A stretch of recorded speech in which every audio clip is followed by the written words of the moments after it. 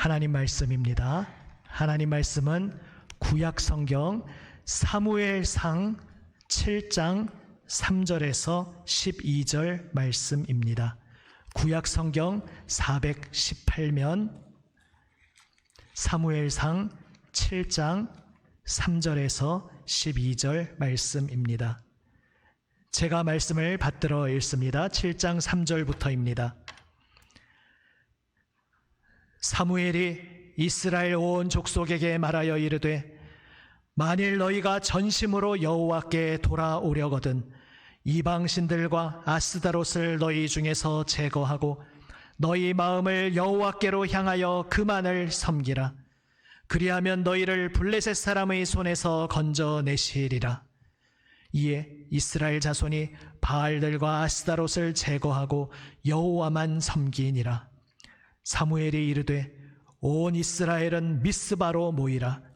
내가 너희를 위하여 여호와께 기도하리라 하매 그들이 미스바에 모여 물을 길어 여호와 앞에 붓고 그날 종일 금식하고 거기에서 이르되 우리가 여호와께 범죄하였나이다 하니라. 사무엘이 미스바에서 이스라엘 자손을 다스리니라.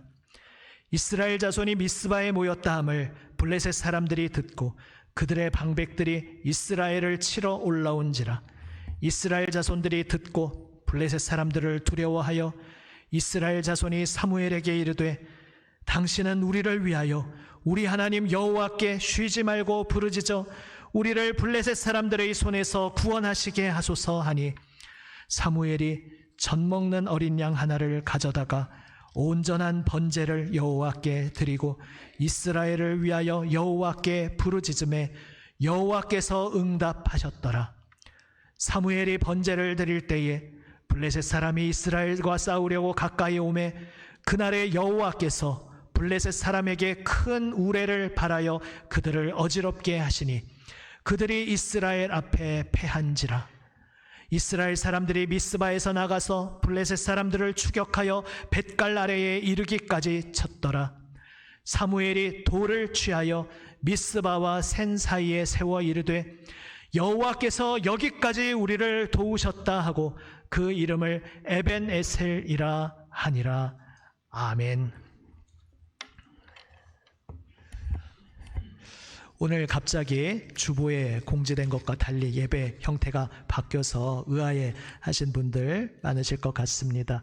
원래 오늘은 이제 성찬으로 함께하는 예배의 2부 예배는 아시다시피 원래 경배와 찬양 형태로 드리는데 오늘 좀 교회에 사정이 생겨서 1부 예배와 같은 전통 형식으로 드리게 되었습니다. 오늘 본문 말씀을 통해 이스라엘이 어떤 자리에서 어떻게 하나님께 돌아오게 되었는지를 보게 됩니다. 우리의 인생 가운데 내가 더 이상 나아갈 수 없구나라고 완전히 무너져 버리는 막다른 골목에 갇힌 것 같은 혹은 낭떠러지 끝에서 더 이상 갈 길이 없어져 버린 그런 느낌을 받는 순간이 있을 수 있습니다. 바로 오늘 본문의 이스라엘이 그런 상황에 처해 있었습니다. 그러한 이스라엘에게 어떤 일이 일어났고 그들이 어떻게 나아갔을 때 어떻게 하나님께서 역사하셨는지를 오늘 이 본문을 통해 보며 우리의 삶을 말씀의 빛에 비출 수 있습니다. 사무엘이 이스라엘에게 말합니다. 만일 너희가 전심으로 여호와께 돌아오려거든 이방신들과 아스다롯을 제거하고. 충격적이게도 당시의 이스라엘이 너무나 삶에 당연하게 이방신들, 아스다롯 등을 가지고 있었다는 것입니다. 그런데 이제 사무엘을 통해 하나님께서 그 사랑하시는 백성들에게 다시 기회를 주시는 것이죠. 모든 헛된 우상을 다 내어 버리라. 그리고 전심으로 하나님께 돌아오라. 하나님께서 사무엘의 입술을 통해 사랑의 음성으로, 그 안타까운 음성으로 백성들을 부르고 계셨습니다. 여호와께 돌아오라. 전심으로 돌아오라 말씀하십니다. 전심으로, 정말 티끌 하나라도 양다리 걸치는, 조금도 남겨놓는 것 없이 우리의 온 마음을 들여 하나님 앞에 엎드리라 주님께서 부르고 계신 것입니다. 당시의 이스라엘의 우상은 바알, 아스타롯, 이러한 이방 신들의 상이었습니다. 오늘 우리 시대의 우상들은 어떤 것들이 있겠습니까?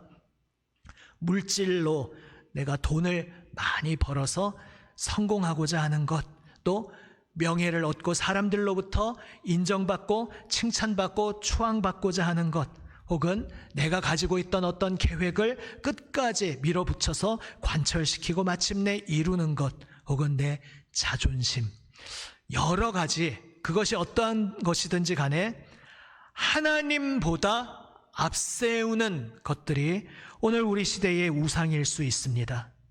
그런데 여기서 결국 그 밑바닥, 그 다양한 모습으로 나타나는 깊은 뿌리가 무엇인지 우리가 한 걸음 더 나아가 생각해 보게 됩니다. 결국 우상 숭배의 본질이 무엇인가? 그것은 겉의 형태로는 내가 물질을 내 손에 움켜쥐겠다, 명예를 내 손에 움켜쥐겠다, 내 뜻을 붙잡고 관철시키겠다, 여러 가지 모습으로 나타나지만 결국 그 뿌리는 하나입니다. 그 본질은 무엇입니까? 내가 하나님 앞에 서지 않겠다는 것입니다. 하나님 앞에 엎드리지 않겠다는 것입니다. 내 인생, 내 눈앞에 하나님이 없는 것입니다. 아니, 머리로 의식의 한 구석에 하나님이 살아계시다고, 하나님이 이 세상을 창조하셨다고, 그리고 심지어 그래서 그 하나님께 일정량의 어떤 나의 의무를 채우고자 예배의 자리에 나온다든지 어떤 종교적인 행위들을 우리가 하고 있을 수 있습니다. 하지만 결국 내 내면 깊은 곳에 하나님이 계시는가? 내 마음 깊은 곳에서 늘 하나님 앞에 내가 서 있는가? 그분 앞에 엎드려 있는가? 이 내면 깊은 곳의 문제가 바로 우상숭배의 문제일 수 있습니다. 내면 깊은 곳은 또한 우리의 구체적인 삶의 자리로 이어집니다. 내가 무엇을 하든지 간에 그것이, 우리의 기독교는 단지 주일날 예배당에 모였을 때에만 해당되는 것이 아니라 오히려 일주일 24시간 나의 삶의 모든 순간순간 그 속에서 비로소 주님 안에서 이루어지는 것이 우리의 참된 신앙의 삶인데, 그러나 내면 깊은 곳에서 내가 하나님을 만나지 못하고 있을 때, 내가 하나님 앞에 엎드리지 않고 있을 때 결국 나의 삶의 어떠한 구석구석 구체적인 요소, 그 영역에서, 그 자리에서는 하나님을 모셔두지 않고 살아갈 수가 있습니다. 마치 비유하자면 이런 것이죠. 하나님, 제 곁에 계셔주셔서 감사합니다. 그런데 하나님, 지금 제가 이거 하고자 하는 이 순간만큼은 잠깐 하나님 옆방으로 좀 가 계십시오. 이건 제가 하나님 앞에서 참아 못하겠습니다. 하나님 옆에 잠깐 계십시오 하고 문 닫아놓고 하나님 없이 내가 무언가 하고자 할 때, 바로 그것이 우상숭배의 본질인 것입니다. 나의 내면 깊은 곳에서 하나님을 맞닥뜨리지 못하고 있는 것, 그 자리에서, 나의 삶의 어떤 구체적 영역에서 그 자리에서는 하나님과 대화, 소통을 이루지 못하고 있는 것, 하나님과 동행하지 않고 그저 내 감정, 내 기분, 내 상처, 내 어떤 삶의 지금까지의 발자취, 무엇이 되었든지 간에 그것이 내 마음을 가득 채우고, 나는 이렇게 해도 마땅해, 지금까지 내 인생의 여정을 볼 때 이건 당연히 내가 할 수 있어 라고 말하면서 어느새 그 자리는 하나님, 이 자리에서는 아무 말씀도 하지 마십시오, 이 자리에서는 하나님 아무것도 간섭하지 마십시오 라고 하나님을 배제시키고 있는 그 모습이 바로 우상 숭배인 것입니다. 결국 한마디로 내가 나의 주인 되어 살아가는 것, 이것이 바로 우상 숭배여요 죄의 본질인 것입니다. 비유하자면 우리가 지금 호흡을 하며 살아있지 않습니까?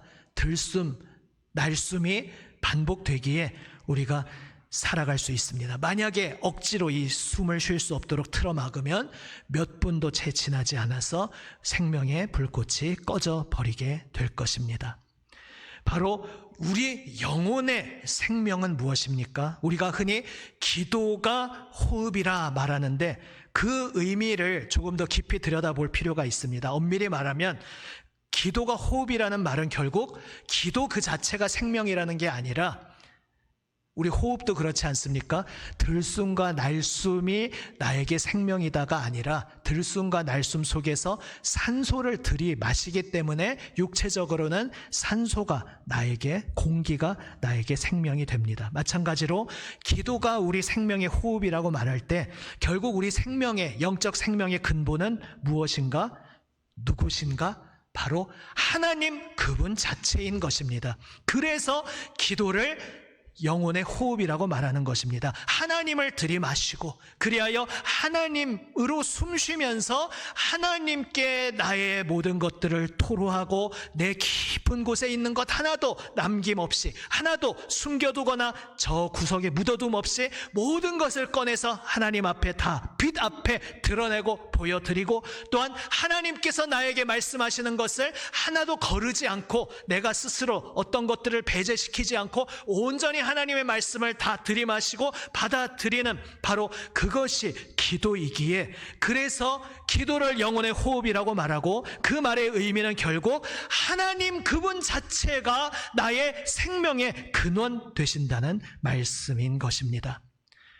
우리가 잠시 숨을 멈추면 금방은 살아있는 것 같지만 몇 분 지나면 생명이 꺼져 버리듯이, 내가 지금 날마다 순간순간 하나님 앞에 서 있지 못하다면, 하나님을 의식하며 살아가지 못한다면, 하나님의 임재 안에서 하나님과 대화하고 소통하며 하나님과 동행하며 살지 못하고 있다면, 내가 겉으로는 영적으로 살아있는 듯 보이지만 얼마 못 가서 영적으로 완전히 죽어버리게 된다는 것입니다.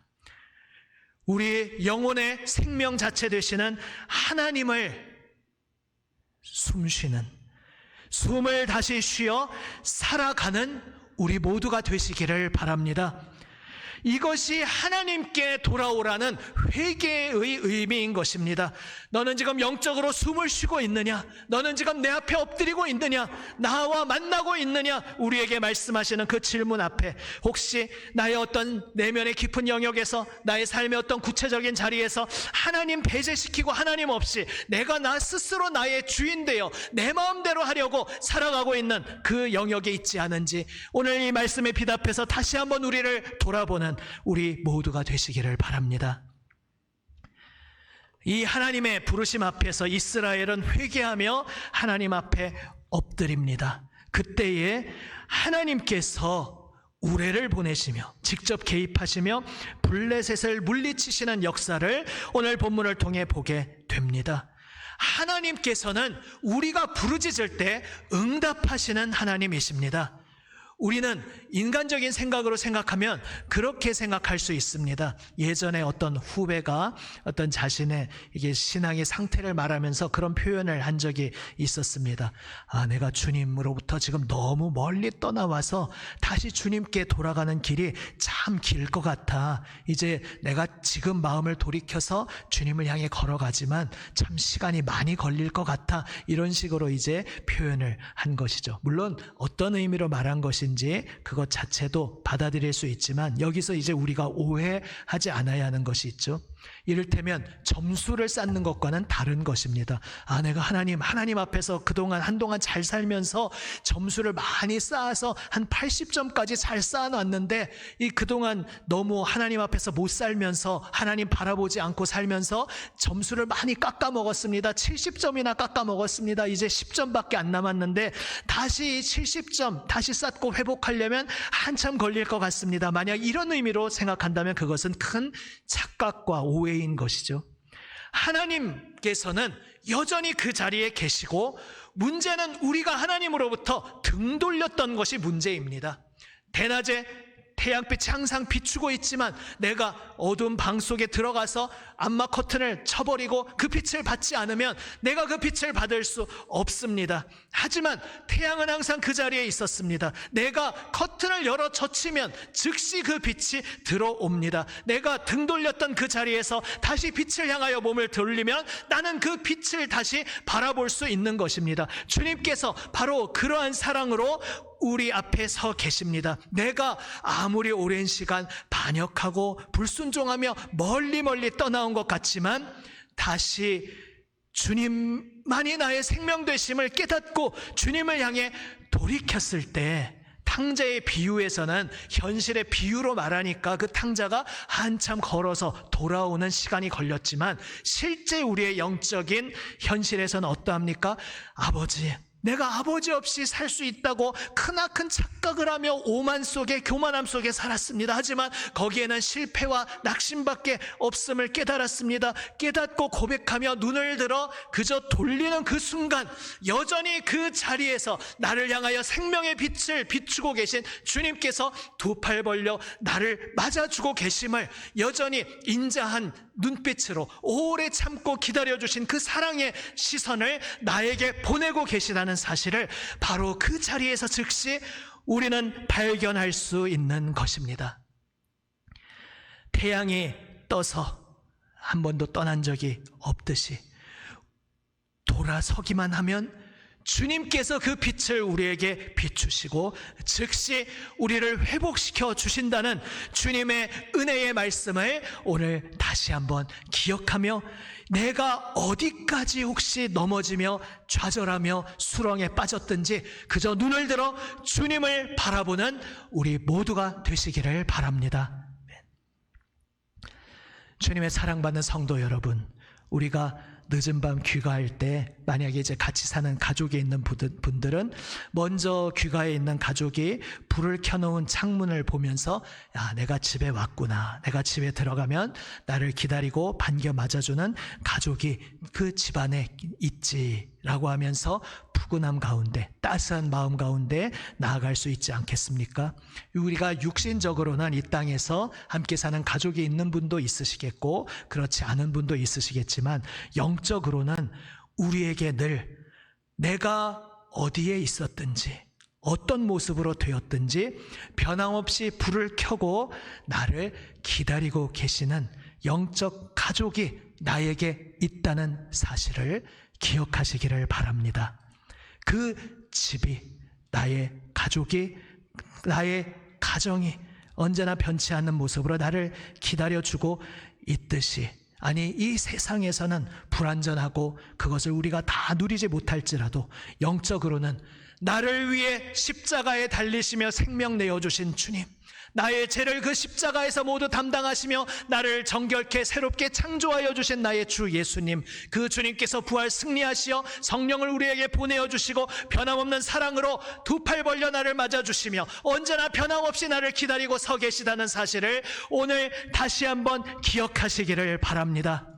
내가 넘어지고 실패했어도 주님, 제가 주님께 다시 돌아갑니다. 눈을 들어 주님 바라보는 그 순간 언제나 그 자리에서 기다리시는 주님께서, 에베네셀의 주님, 나의 도움 되시는 주님께서 우리를 붙들어 주시기에 우리가 주님을 바라보기만 하면 그 자리에서 오늘 우리도 함께 고백할 수 있는 것입니다. 하나님께서, 주님께서, 나를 사랑하시는 나의 주님께서 여기까지 나를 도우셨습니다. 에베네셀의 하나님을 우리는 고백할 수 있는 것입니다.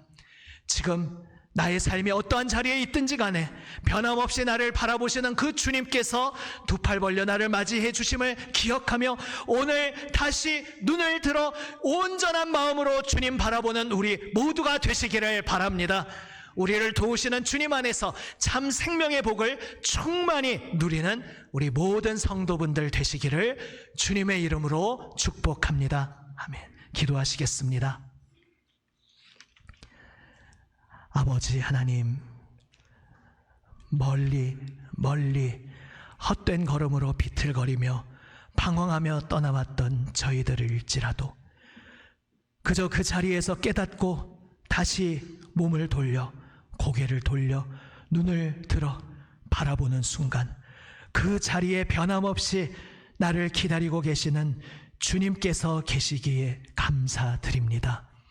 우리를 위해 십자가에서 생명 내어주시기까지, 우리의 모든 죄를 씻어주시기 위해 우리 죄를 짊어지시고 그 죽음 사망의 골짜기를 걸어가시기까지 우리를 사랑하여 주신 주님, 불을 켜두고 변치 않는 사랑으로 기다리고 계시는 나의 영적 가족, 나의 주님 예수님께서 변함없이 나를 맞아주심을 기억하며, 오늘 내가 헛된 걸음으로 내가 나의 주인 노릇하며 내가 꽉 붙잡고 놓지 않고 있던 그 모든 것들을 다 십자가 앞에 내려놓게 하여 주시옵소서. 손을 펼쳐 다 주님 앞에 내려놓게 하여 주시옵소서. 눈을 들어 다시 주님을 바라보게 하여 주시옵소서. 그 자리에서 우리를 도우시는 주님의 그 은혜의 손길만 기대하며 사모하며 바라봅니다. 주여 도와주시옵소서. 살아계신 우리 구주 예수 그리스도의 이름으로 기도드립니다. 아멘.